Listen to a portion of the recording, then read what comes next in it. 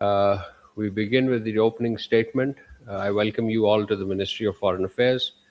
Ladies and gentlemen, Prime Minister, His Excellency Mr. Mohammad Shahbaz Sharif will undertake an official visit to the Kingdom of Saudi Arabia from 6th to 8th August 2026. This is starting today. He will be accompanied by a high-level delegation comprising the Deputy Prime Minister and Foreign Minister, and the Chief of Army Staff and the Chief of Defense Forces and other ministers. The DPM will join the delegation from Medina Munawwara, where he made a brief stopover after concluding his visit to Jordan for the ministerial meeting on Palestine and Jerusalem. During the visit to Saudi Arabia, the Prime Minister will meet His Royal Highness Prince Mohammed bin Salman bin Abdul Aziz Al Saud, the Crown Prince and the Prime Minister of Saudi Arabia.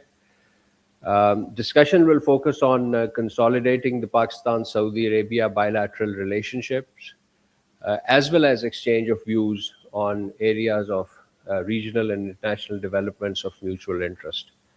The visit marks Pakistan's long-standing partnership with the Kingdom of Saudi Arabia, anchored in decades of mutual trust, cooperation, and brotherhood. Although taking place against the backdrop of heightened tensions in the Gulf, the visit will carry immense significance beyond the immediate crisis and short-term considerations. It will further strengthen bilateral relations, deepen strategic cooperation, enhance coordination on regional and international issues of mutual interest, and also reinforce multilateral cooperation. Ladies and gentlemen, Pakistan remained engaged alongside brotherly countries in our sincere efforts to resolve the crisis in the Gulf and the Middle East, especially with respect to the standoff in the Strait of Hormuz. As a littoral state overlooking Strait of Hormuz and the Gulf, Oman has, let us add that Oman has consistently played a very constructive role in promoting regional peace and stability. Pakistan acknowledges and deeply appreciates Oman's valuable contribution in its steadfast efforts to foster de-escalation and peaceful coexistence. Pakistan will continue to actively pursue diplomatic engagements and support all sincere efforts aimed at achieving comprehensive, just, and lasting resolution to this conflict. And in the same vein, and in the context of our ongoing efforts, on the 30th July, the Deputy Prime Minister and Foreign Minister held an important telephone conversation with the Foreign Minister of Kingdom of Saudi Arabia, Prince Faisal bin Farhan. They exchanged views on regional developments, including the situation in the Red Sea, Bab al-Mandab, and as well as in Palestine. And on August 3rd, 2026, the Deputy Prime Minister, Foreign Minister held a telephone conversation with the Foreign Minister of the Islamic Republic of Iran, Sayyid Abbas Araghchi. The two leaders discussed regional and international developments, including deteriorating situation in the occupied Palestinian territories in East Jerusalem. The DPM also invited the Foreign Minister of Iran to visit Pakistan. Ladies and gentlemen, this week the Deputy Prime Minister and Foreign Minister undertook an important visit to Jordan at the invitation of the Deputy Prime Minister and Minister of Foreign Affairs of Jordan, Mr. Ayman Safadi. The DPM visited Jordan. Most of his activities were on the 5th of August to participate in the ministerial meeting on Jerusalem. So this was the primary purpose. The meeting brought together Arab League member states and selected Islamic countries to coordinate a unified response to the deteriorating situation in the occupied Jerusalem. Pakistan's participation reaffirmed our steadfast support for the Palestinian people and its commitment to establishment of an independent, sovereign, contiguous state of Palestine as per pre-1967 borders with Al-Quds al-Sharif as its capital. On the sidelines of the meeting, the Deputy Prime Minister, Foreign Minister held bilateral meetings with the Foreign Minister of Jordan, Turkey, Egypt, Algeria, Iraq, and Somalia. The foreign ministers of our four countries, our four, as you know, ladies and gentlemen, is a grouping of four countries comprising Pakistan, Turkey, Egypt, and Saudi Arabia.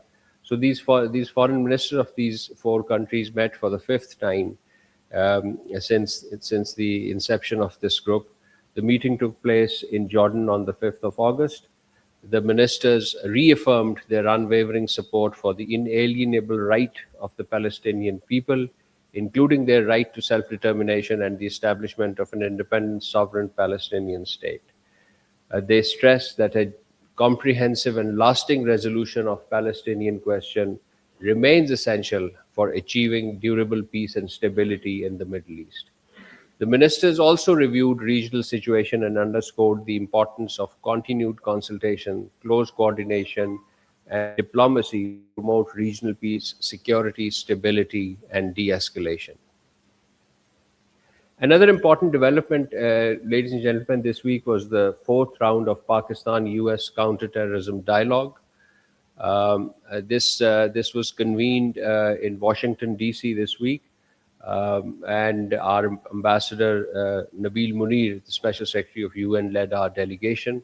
The dialogue underscored shared interest of the US-Pakistan sides on counterterrorism partnership and our determination of the two countries to confront terrorism.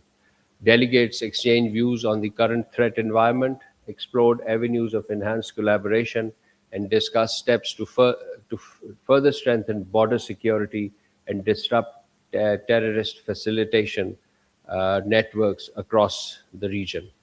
The United States and Pakistan reaffirmed that their joint resolve to confront terrorist organizations that endanger the safety of their citizens and the stability of the region, specifically including ISIS Khorasan, Al Qaeda, and Tehreek-e-Taliban Pakistan, and Balochistan Liberation Army.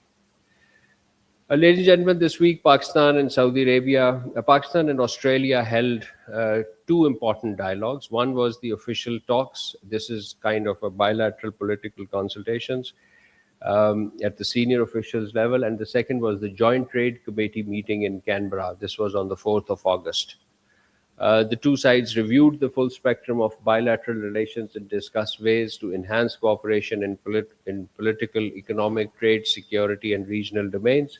Both countries reaffirmed their commitment to further strengthening their bilateral partnerships. And finally, we all commemorated Yom Istihsal, observed it marking the 5th anniversary of the Indian illegal and unilateral action of 5th August 2019 in the Indian illegally occupied Jammu and Kashmir.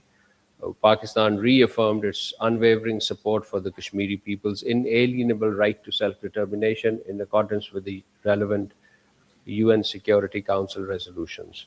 So with this, ladies and gentlemen, I conclude my opening remarks and open the floor for question answers.